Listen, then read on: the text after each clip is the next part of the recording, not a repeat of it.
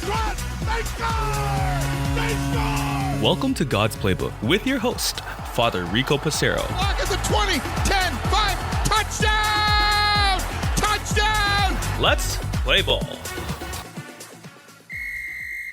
Welcome back to God's Playbook, friends.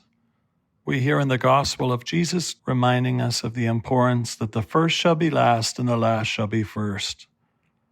The disciples are quarreling of who's most important, totally losing the reality of what God is all about. It's not about comparing ourselves to one another. Rather, it's how am I living according to God's expectation?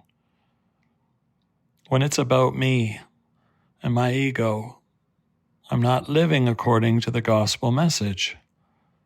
When it's about God and others, I am living according to the gospel message. That beautiful word, if I want to be joyful, I need to live according to what joy represents. First, Jesus. What is God's intention? Then, others. How do I make sure others are looked after? And then finally, why? Yourself. In that order, the more we live our lives, the more we realize that indeed the first shall be last and the last shall be first. When we seek to love and show love, are we not filled with that same grace? When we're last looking after the needs of others, doesn't it leave us with a feeling of true happiness, purpose, and joy? The first shall be last and the last shall be first helps us to not think that we're better than anyone else, to put ourselves ahead of others, not just in a line at a store, but in our own minds. My needs are more important than that person. Therefore, we start to rationalize how we think. This is not what God expects. Jesus wants us to recognize this first shall be last and last shall be first. That's how God sees the world. The world sees someone as unimportant. God sees them as very important.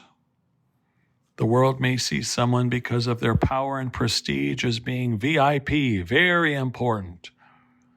And God doesn't see it the same way. While he loves the individual, he's not moved by positions of power, authority, money, or wealth, prestige, or reputation. How many times in the scriptures, when Jesus speaks of parables, I pick on the story of Lazarus and the rich man. Interesting how the poor man Lazarus gets a name, but the rich man is referred to as rich man. In other words, he isn't even given the dignity of a name. The world would make sure they knew the name of the rich man and perhaps forget about poor, lowly Lazarus. The first shall be last and the last shall be first. To God, he wants us all to be first by being the servants of one another. If Jesus knelt down at the Last Supper and washed the feet of his disciples, then he not only demands that the first shall be last and the last shall be first, but he shows it. He puts his money where his mouth is through his actions. He kneels down and does what slaves do, in fact, the lowest of the slave, because God is willing to serve us. And then he expects us, therefore, to serve others. This whole idea of denying oneself and following Christ, last week's gospel, and this week's of the first shall be last and the last shall be first, helps us to make a decision, a daily decision, perhaps several times a day, to really ask ourselves the question, am I willing to live according to God's expectation? Am I justifying a behavior that is appropriate given what Jesus expects of me? It also doesn't mean I'm any less important than anyone else. Sadly, a lot of people buy into those lies too. You are very important to God. You are his favorite. But God has many favorites. And so as such, he wants us to be respectful to one another, not to see ourselves as better or less, but be willing to get our hands and our feet wet, dirty, involved, whatever analogy you want to use. There's no one too important to serve. There's no one who's unimportant that shouldn't be served.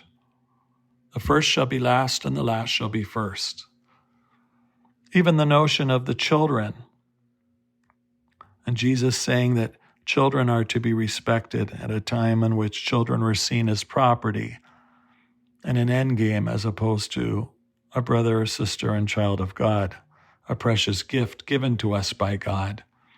This speaks about dependency, vulnerability, and an openness.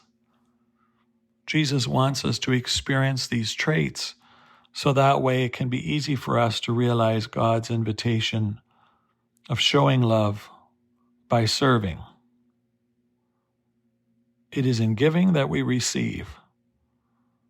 And so as such, friends, let's spend the time this week to ask ourselves, how is God asking me to be last? What are ways in which I can elevate others to be first? Perhaps starting with small things and then focusing on bigger things. In my marriage, is my husband or wife number one? Or do I always put my needs first? With my kids, do I always have to exercise that I'm the boss?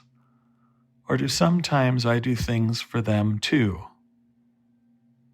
Allowing them to make decisions in their own lives so I lose a bit of control and teach them to build some character. In regards to my parents, am I respectful of them, whether I'm a young person or young at heart? At work, at play, at school, how can I find ways to make others first and myself last? This doesn't mean we have to lose or refrain from winning. But what it does mean is we're respectful to one another and we're responding to need. We see other as equal, beloved, important. And so in many ways, we are called to think differently, not as the world thinks. If you're not first, you're last.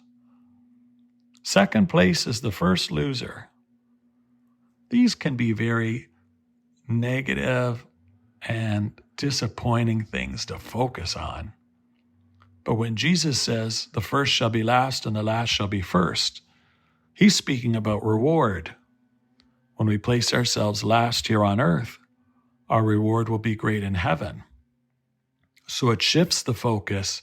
It helps us to turn what might appear to be a negative situation into a very positive one. This is an opportunity of grace. This is a great way in which we can grow. This is a great way in which God can encourage us, lift us up, build us up. How is God calling us to be last? And not to do so in a very reluctant way where we're kicking and screaming all the way through. But rather, can I see this as a life lesson, an opportunity to grow, a way in which God may be humbling me in some way, shape, or form? How am I called to be last? What can I do to show God how much I truly love him? How can I respect those around me to show them that I respect them too?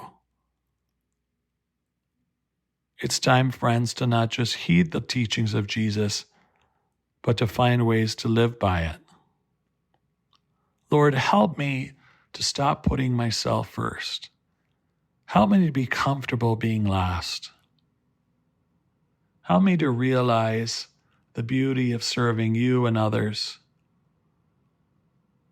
Help me to be more open to others' opinions. Help me to be more open to responding to need. Help me to be more like you. Help me to be more like you, Lord. For God's Playbook friends, I'm Father Rico. God loves you, and so do I. If you like what you hear, please consider supporting us using any of our affiliate links in the description below via Buzzsprout, Ko-Fi, or GoFundMe. Thanks, and God bless.